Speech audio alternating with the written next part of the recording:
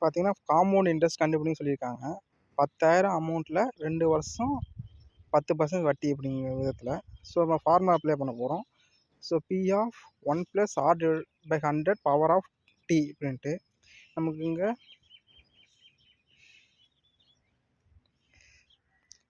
So principal நம்மளுக்கு எவ்வளோ 10,000,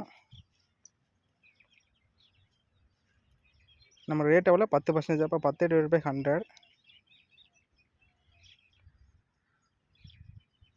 time நமக்கு 2 இயர்ஸ். அப்போ 2 110/100 2 பிரிச்சுக்கிறோம். 110/100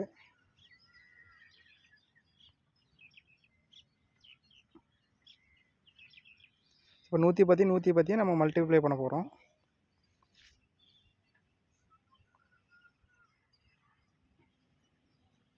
ஸோ 12,100 வந்து மொத்த அமௌண்ட்டு வந்து கட்ட வேண்டிய அமௌண்ட்டு.